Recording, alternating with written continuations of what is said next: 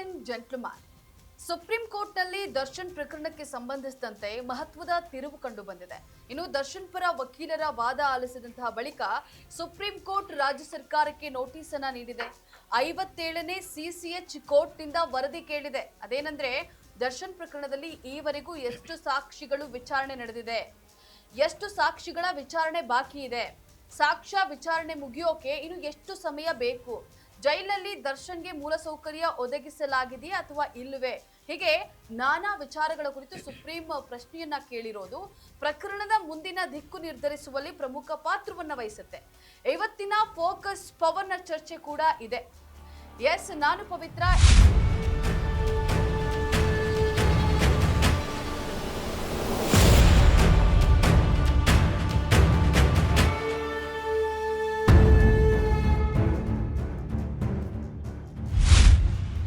ಈ ಬಗ್ಗೆ ಹೆಚ್ಚಿನ ಮಾಹಿತಿಯನ್ನ ಕೊಡ್ತಾರೆ ನಮ್ಮ ಚಾನೆಲ್ನ ಮುಖ್ಯಸ್ಥರಾದಂತಹ ಹೇಮಂತ್ ಅವರು.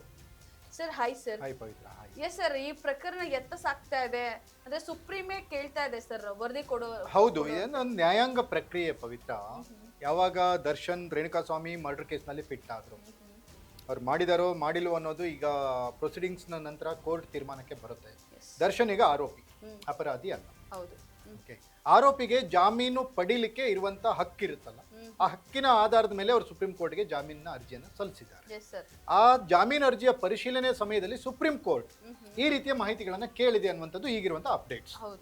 ಓಕೆ, ರಾಜ್ಯ ಸರ್ಕಾರ ಕೇಳ್ತಾ ಇದೆ, ಯಾಕೆ ಇನ್ನು ಎಷ್ಟು ದಿನ ಬೇಕಾಗುತ್ತೆ ನಿಮಗೆ ಈ ವಿಚಾರಣೆ ಮುಗಿಲಿಕ್ಕೆ, ಯಾಕೆ ವಿಳಂಬ ಆಗ್ತಾ ಇದೆ, ಅಥವಾ ಈಗ ಎಷ್ಟು ವಿಚಾರಣೆ ಮುಗಿದಿದೆ, ಇನ್ನೆಷ್ಟು ಸಾಕ್ಷ್ಯಗಳ ವಿಚಾರಣೆ ಇದೆ, ಇದ್ರ ಬಗ್ಗೆ ಕೂಲಂಕುಷವಾದಂತ ಮಾಹಿತಿಯನ್ನ ಕೊಡಿ ಅಂತ ಹೇಳ್ಬಿಟ್ಟು ಸುಪ್ರೀಂ ಕೋರ್ಟ್ ಸ್ಥಳೀಯ ನ್ಯಾಯಾಲಯಕ್ಕೆ ಹೇಳಿದೆ.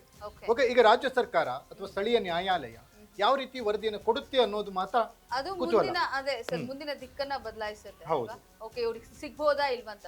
ಸರ್, ಇಲ್ಲಿ ಅಂದ್ರೆ ರೋಹಟಗಿ ಏನು ದರ್ಶನ್ ಪರ ವಕೀಲರು ಕೆಲವೊಂದಿಷ್ಟು ಅಂದ್ರೆ ನಮ್ಮ ಪರ ಅಂದ್ರೆ ನಮ್ಮ ಇವರಿಗೆ ಇದೆಲ್ಲ ಸಿಗ್ತಾ ಇಲ್ಲ ಅಂತ ಹೇಳಿ ಒಂದಿಷ್ಟು ಇದ್ ಮಾಡಿರೋದು ಸರ್, ವಾದವನ್ನ ಮಂಡಿಸಿದ್ದಾರೆ. ಸೊ ಇದು ಹೇಗೆ ಮೂಲ ಸೌಕರ್ಯದ ಉಲ್ಲಂಘನೆ ಆಗುತ್ತಾ ಅಂತ ಸರ್? Not like that. ಏನಾಗುತ್ತೆ ಅಂದ್ರೆ ಪವಿತ್ರ, ಮೂಲ ಸೌಕರ್ಯ ಅಂದ್ರೆ ಏನು ಅನ್ನೋದು ಬರುತ್ತೆ. ಕೋರ್ಟ್ ನಲ್ಲಿ ಮೂಲ ಸೌಕರ್ಯ ಕೊಡೋದಕ್ಕಿಂತ ಮಿನಿಮಮ್ ಸೌಕರ್ಯಗಳನ್ನು ಕೊಡ್ತಾರೆ.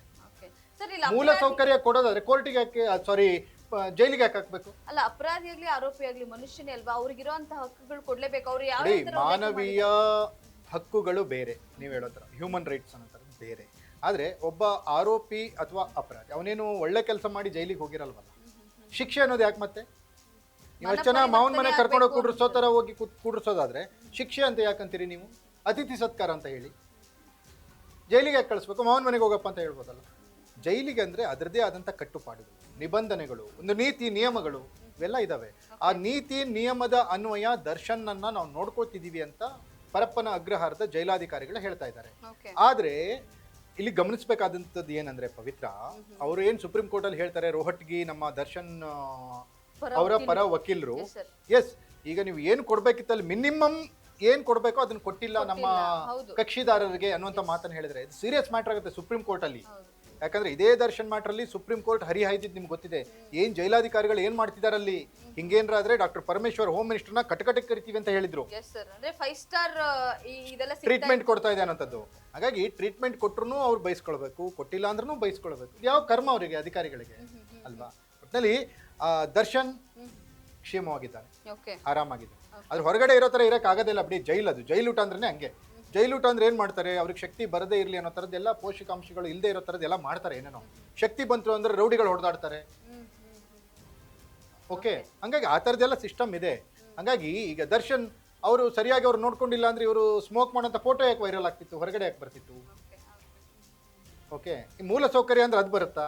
ಅದಲ್ಲ. ಹಾಗಾಗಿ ಅಲ್ಲಿ ಏನು ಮಿನಿಮಮ್ ಏನು ಕೊಡ್ಬೇಕು ಅವರಿಗೆ ವ್ಯವಸ್ಥೆಗಳು ಅದನ್ನ ಕೊಡ್ತಾರೆ. ಈಗ ಪಾಯಿಂಟ್ ಇರೋದು ತಾಂತ್ರಿಕ ಆಧಾರದ ಮೇಲೆ ಈ ಒಂದು ಪ್ರಕರಣ ಎಷ್ಟು ದಿನ ಇನ್ನು ವಿಚಾರಣೆ ನಡೆಯುತ್ತೆ, ವಿಚಾರಣೆ ಯಾವಾಗ ಮುಗಿಯುತ್ತೆ, ಎಷ್ಟು ಜನ ಸಾಕ್ಷಿಗಳಿದ್ದಾರೆ, ಈಗ ಎಷ್ಟು ಜನರ ಸಾಕ್ಷ್ಯಗಳ ವಿಚಾರಣೆ ಆಗಿದೆ, ಇನ್ನೆಷ್ಟು ಜನರದ್ದಾಗಬೇಕು. ಫಾರ್ ಎಕ್ಸಾಂಪಲ್ 8 ತಿಂಗಳಲ್ಲಿ 3 ಜನರ ಸಾಕ್ಷ್ಯ ವಿಚಾರಣೆ ಮುಗಿದಿದೆ ಅಂತ ಅನ್ಕೊಳ್ಳಿ. 8 ತಿಂಗಳಲ್ಲಿ 3 ಜನರದಾಯ್ತಂದ್ರೆ 200 ಸಾಕ್ಷಿಗಳ ವಿಚಾರಣೆ ಮುಗಿಯೋಕೆ ಎಷ್ಟು ದಿನ ಬೇಕಾಗುತ್ತೆ? ಅಷ್ಟು ದಿನ ಹಂಗಾರೆ ದರ್ಶನ್ ಜೈಲಿನಲ್ಲಿ ಇರ್ಬೇಕಾ?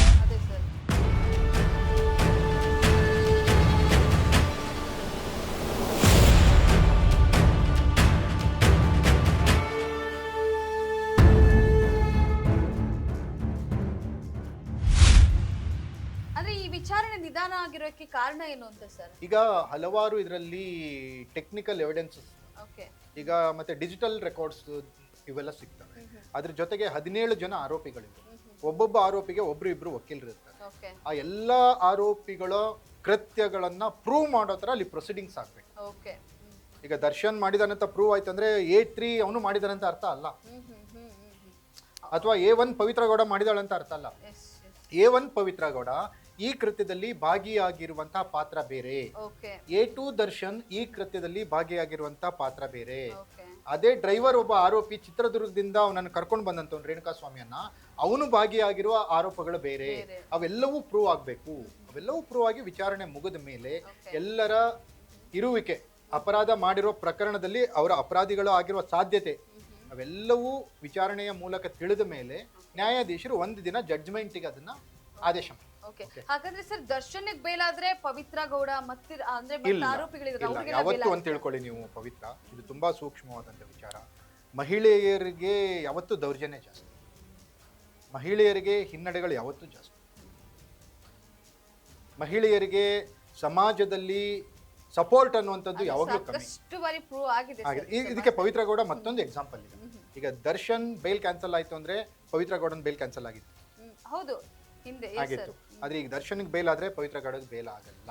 ಓಕೆ, ಮತ್ತೆ ಅದೇಂಗೆ ಸರ್? ಅಂದ್ರೆ ಈಗ ದರ್ಶನ್ ಹಾಕಿರೋದು ಅವರೊಬ್ಬರದೇ ಬೇಲ್ ಅರ್ಜಿ. ಓಕೆ, ಅವ್ರು ಮತ್ತೆ ಬೇರೆ ಅರ್ಜಿ. ಇದು ತಾಂತ್ರಿಕ ಮತ್ತು ಕಾನೂನಾತ್ಮಕ ವಿಚಾರ. ಪವಿತ್ರ ಗೌಡ ಮತ್ತೆ ಬೇರೆ ಅರ್ಜಿ ಹಾಕ್ಬೇಕು, ಅವರೇ ಬೇರೆ ಗ್ರೌಂಡ್ ಅಲ್ಲಿ ಕೇಳಬೇಕು, ನನಗೂ ಜಾಮೀನು ಕೊಡಿ ಸ್ವಾಮಿ ಅಂತ ಕೇಳಬೇಕು. ಅದನ್ನ ಕೋರ್ಟ್ ಯಾವ ರೀತಿ ಪ್ರೊಸೀಡಿಂಗ್ಸ್ ತಗೊಳುತ್ತೆ, ಅದನ್ನ ಯಾವ ರೀತಿ ಮನವರಿಕೆ ಆಗುತ್ತೆ ಕೋರ್ಟಿಗೆ, ಕೋರ್ಟ್ ತಲೆಯಲ್ಲಿ ಏನ್ ಕೊಡ್ಬೋದು ಅನ್ಸುತ್ತೋ ಅಥವಾ ಬೇಡ ಅನ್ಸುತ್ತೋ, ಎಲ್ಲದೂ ಕಾನೂನಿನಲ್ಲಿ ಇರುವಂತಹ ವಿಚಾರಗಳು ಪವಿತ್ರ. ಸರ್ ಫಾಸ್ಟ್ ಟ್ರ್ಯಾಕ್ ಏನಾದ್ರು ಈ ಒಂದು ಇದರಲ್ಲಿ ಅಂದ್ರೆ ಅಪ್ಲೈ ಆಗುತ್ತಾ ಅಂತ ಸರ್? ಈ ಒಂದು ಕೇಸಲ್ಲಿ ಫಾಸ್ಟ್ ಟ್ರ್ಯಾಕ್ ಏನಾದ್ರು ಹೇಳ್ತಾರಾ ಸುಪ್ರೀಂ ಕೋರ್ಟ್ ಅಂತ ಹೇಳಿ? ಅಲ್ಲ, ಅದು ಸುಪ್ರೀಂ ಕೋರ್ಟ್ ತೀರ್ಮಾನದ ಮೇಲೆ ಇದೆಲ್ಲ ನಿಶ್ಚಯ ಆಗುತ್ತೆ. ಫಾಸ್ಟ್ ಟ್ರ್ಯಾಕೆ ಮಾಡಿ ಇದೊಂದೇ ಕೇಸ್ನ ಬೆಳಗಿಂದ ಸಂಜೆವರೆಗೆ ಮಾಡಿ ಅದಾಗಲ್ಲ. ಅದು ಪ್ರಾಕ್ಟಿಕಲಿ ಅಷ್ಟು ಸುಲಭ ಅಲ್ಲ. ಯಾಕಂದ್ರೆ 200 ಜನ ಸಾಕ್ಷಿಗಳನ್ನು ಒಂದೇ ದಿನ ಎತ್ತಕೊಂಬರಕ್ಕಾಗಲ್ಲ, ಕೂಡ್ಸಕ್ಕಾಗಲ್ಲ, ಒಬ್ರಾದ್ಮೇಲೆ ಒಬ್ರು ಅದನ್ನೇ ಕೇಳಕ್ಕಾಗಲ್ಲ. ಎಲ್ಲವೂ ಏನಂದ್ರೆ ಸ್ವಲ್ಪ ಟೆಕ್ನಿಕಲಿ ಪ್ರಾಕ್ಟಿಕಲಿ ಸ್ವಲ್ಪ ಚಾಲೆಂಜಸ್ ಆಗುವಂಥದ್ದು. ಹಂಗಾಗಿ ಸುಪ್ರೀಂ ಕೋರ್ಟ್ ಯಾವ ತೀರ್ಮಾನ ಕೊಡುತ್ತೆ ಅನ್ನೋದ್ರ ಮೇಲೆ ಈ ಕುತೂಹಲ ನಿಂತಿದೆ. ಅದಕ್ಕಿಂತ ಮೊದಲು ರಾಜ್ಯ ಸರ್ಕಾರ ಯಾವ ರೀತಿ ವರದಿಯನ್ನು ಸುಪ್ರೀಂ ಕೋರ್ಟಿಗೆ ಕೊಡುತ್ತೆ ಅನ್ನೋದು ಕೂಡ, ಅಂದ್ರೆ ಸ್ಥಳೀಯ ನ್ಯಾಯಾಲಯ ಯಾವ ರೀತಿಯ ವರದಿಯನ್ನು ಕೊಡುತ್ತೆ, ಎಷ್ಟು ದಿನ ಇವರು ವಿಚಾರಣೆ ನಡೆಸಿದ್ರು, ಎಷ್ಟು ಸಾಕ್ಷಿಗಳನ್ನ ವಿಚಾರಣೆ ಮಾಡಿದ್ರು, ಇನ್ನೆಷ್ಟು ಜನರನ್ನ ಮಾಡಬೇಕಿದೆ, ಅದನ್ನ ಯಾವಾಗ ಮುಗಿಸ್ತಾರೆ, ಎಷ್ಟು ದಿನಗಳ ಸಮಯಾವಕಾಶ ಬೇಕು ಇವರಿಗೆ ಅನ್ನೋದು ಎಲ್ಲವೂ ಕೂಡ ಈ ಕೋರ್ಟ್ ಏನು ವರದಿ ಕೊಡುತ್ತೆ, ವರದಿಯ ಆಧಾರದ ಮೇಲೆ ಕೋರ್ಟ್ ತೀರ್ಮಾನಕ್ಕೆ ಬರುತ್ತೆ.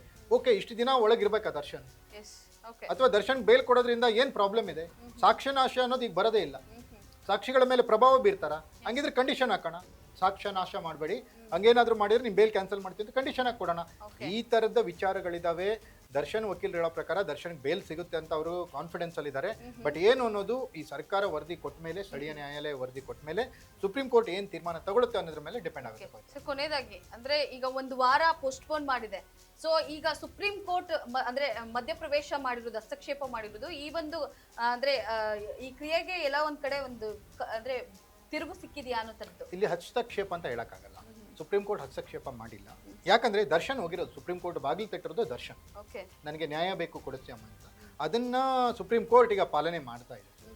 ಹಾಗಾಗಿ ಈ ನ್ಯಾಯಾಲಯದ ವಿಚಾರಗಳೇ ಹಂಗೆ. ನಿಮ್ಗೆ ಫಾರ್ ಎಕ್ಸಾಂಪಲ್ ವಿನಯ್ ಕುಲಕರ್ಣಿ 12 ವರ್ಷ ಆಯ್ತು, 12 ವರ್ಷ. ಅದೇ ಪ್ರಜ್ವಲ್ ರೇವಣ್ಣದ 6 ತಿಂಗಳಲ್ಲಿ ಮುಗಿದೋಯ್ತು. ಓಕೆ, ಅದನ್ನ ನಾವು ಪ್ರಶ್ನೆ ಮಾಡೋಕ್ಕಾಗಲ್ಲ. ಯಾವ್ಯಾವ ಆಧಾರದ ಮೇಲೆ ಯಾವ್ಯಾವ ವಿಚಾರಗಳನ್ನು ಅಳವಡಿಸಿಕೊಂಡು ಯಾವ್ಯಾವ ವಿಚಾರಗಳ ಹಿನ್ನೆಲೆಯಲ್ಲಿ ಯಾವ ರೀತಿ ತೀರ್ಮಾನಕ್ಕೆ ಬರುತ್ತೆ ಕೋರ್ಟ್ ಹೇಳಕ್ಕಾಗಲ್ಲ. ಆ ನ್ಯಾಯಾಲಯದ ತೀರ್ಪನ್ನ ನಾವು ಮೇಲ್ ನ್ಯಾಯಾಲಯದಲ್ಲಿ ಪ್ರಶ್ನಿಸಬಹುದೇ ಹೊರತು ಆ ತೀರ್ಪನ್ನ ನಾವು ಕಮೆಂಟ್ ಮಾಡೋಕ್ಕಾಗಲ್ಲ. ಅದನ್ನ ಗೌರವಿಸಲೇಬೇಕು, ಏನೇ ಕೊಟ್ಟರು ಕೂಡ ಅದನ್ನ ಗೌರವಿಸಬೇಕು. ದರ್ಶನ್ ಕೂಡ ಗೌರವಿಸಬೇಕು, ನೋಡ್ಬೇಕು ಏನಾಗುತ್ತೆ ಅಂತ. ಸರ್ ಒಂದ್ ವೇಳೆ ಖುಷಿ ವಿಚಾರ ಆದ್ರೆ ಅಂದ್ರೆ ಯಾವ ಒಂದು ಅಂದ್ರೆ ಈ ತರದೊಂದು ಸ್ಟ್ರಾಂಗ್ ಎವಿಡೆನ್ಸ್ ಇಂದ ಇವ್ರಿಗೊಂದು ಬೇಲ್ ಸಿಕ್ಕಿದೆ ಅನ್ನೋದಾದ್ರೆ ಇಲ್ಲಿ ಯಾವ್ದು ಅದೇ ಇಲ್ಲಿ ಏನಾಗುತ್ತೆ, ವಿಳಂಬ ಪ್ರಕ್ರಿಯೆ ಅಂತ ಬರುತ್ತೆ. ನ್ಯಾಯಾಲಯ 8 ತಿಂಗಳಲ್ಲ 1 ವರ್ಷದಲ್ಲಿ ಅದು ಮುಗಿಸ್ಬೇಕಿತ್ತು ಪ್ರಕರಣ. ಒಂದ್ ವೇಳೆ ದರ್ಶನ್ ತಪ್ಪಿದ್ರೆ ಓಕೆ, ದರ್ಶನ್ ತಪ್ಪಿಲ್ಲ ಅಂದ್ರೆ ಅಷ್ಟು ದಿನ ಅನ್ಯಾಯವಾಗಿ ಅವ್ರು ಜೈಲಲ್ಲಿ ಇರ್ಬೇಕಲ್ಲ. ವಿಚಾರಣೆ ನಡೆದ್ಮೇಲೆ ದರ್ಶನ್ ನಿರಪರಾಧಿ ಅಂತ ಬಂದ್ರೆ ಇಷ್ಟು ದಿನ ಅವನು ಅನುಭವಿಸಿದ್ದು ಅನ್ಯಾಯ ಆಯ್ತಲ್ಲ ಅವಾಗ ದರ್ಶನ್ಗೆ. ಅದಕ್ಕೆ ಏನಾದ್ರೂ ಅಂದ್ರೆ ಏನ್ ಮಾಡಕ್ಕಾಗತ್ತಮ್ಮ, ಏನ್ ಮಾಡಕ್ಕಾಗತ್ತೆ? 3 ವರ್ಷ ಜೈಲಲ್ಲಿ ಹಾಕಿರೋದು ದರ್ಶನ್ಗೆ ಆಗಿರುವಂತದ್ದು ಯಾರು ಕೊಡ್ತಾರೆ, ಹೆಂಗ್ ಕೊಡ್ತಾರೆ, ಅದ್ ಬೆಲೆ ಕಟ್ಟಕ್ಕಾಗತ್ತಾ? ಏನೋ ಕೊಟ್ಬಿಟ್ಟು ಅದನ್ನ ಸರಿಪಡ್ಸಕ್ಕಾಗತ್ತೆ. Yes, ಇದು ಬರೀ ದರ್ಶನ್ ಒಬ್ಬಂದಲ್ಲ ಅಂದ್ರೆ ಅವ್ರಿನ್ ನಿರ್ಮಾಪಕರು, ನಿರ್ದೇಶಕರು ಎಷ್ಟೊಂದ್ ಜನ ಅಂದ್ರೆ ಸಿನಿಮಾ ಕೆಲಸದಲ್ಲಿ ಇದು not only Renukaswamy murder case ಅಂತಾನೂ ಅಲ್ಲ. ಸರ್ ಕರ್ನಾಟಕದಲ್ಲಿ ಇಂಥ ಸಾವಿರಾರು ಮರ್ಡರ್ಗಳು ಆಗ್ತಾ ಇರ್ತವೆ. ಆದರೆ ಪ್ರಪಂಚದಲ್ಲಿ ಸತ್ತಿರೋದು ರೇಣುಕಾಸ್ವಾಮಿ ಒಬ್ಬನೇ, ಕೊಲೆ ಮಾಡಿರೋ ದರ್ಶನ್ ಒಬ್ಬನೇ ಅನ್ನೋ ಥರ ಇದು ಪ್ರಾಜೆಕ್ಟ್ ಆಗ್ತಾ ಇದೆ. ಓಕೆ, ಹಾಗಾಗಿ ಆ ಪ್ರಕಾರ ರೇಣುಕಾಸ್ವಾಮಿ ಮಹಾತ್ಮ ಅಂತನೂ ಅಲ್ಲ. ಆತೇನು ಒಳ್ಳೆ ಕೆಲಸ ಮಾಡ್ತಾ ಇದ್ದ, ಅವ್ನು ಕೊಂದ್ಬಿಟ್ರು ಅಂತನೂ ಅಲ್ಲ. ಅವ್ನು ಮಾಡಿದ್ದು ಕೆಟ್ಟ ಕೆಲಸನೇ, ಇವ್ರು ಮಾಡಿದ್ದು ಕೆಟ್ಟ ಕೆಲಸನೇ. ದರ್ಶನ್ ಏನಾದ್ರು ತಪ್ಪು ಮಾಡಿದ್ರೆ ದರ್ಶನ್ಗೆ ಶಿಕ್ಷೆ ಆಗಲಿ, ಅದ್ರ ಬಗ್ಗೆ ಎರಡು ಮಾತಿಲ್ಲ. ಆದರೆ ಇನ್ನೂ ಅವರು ಆರೋಪಿ ಮಾತ್ರ, ಅಪರಾಧಿ ಆಗಿಲ್ಲ ಅನ್ನೋದು ಮಾತ್ರ ನಮ್ಮ ಕನ್ಸರ್ನ್. ಇನ್ನೊಂದು ವಾರದಲ್ಲಿ ಇದಕ್ಕೊಂದು ತಾರ್ಕಿಕ ಅಂತ್ಯ ಅಂತ್ಯ ಕಾಣಬಹುದು. ಸಿಗಬಹುದು. Okay, thank you sir, thank you. Thank you.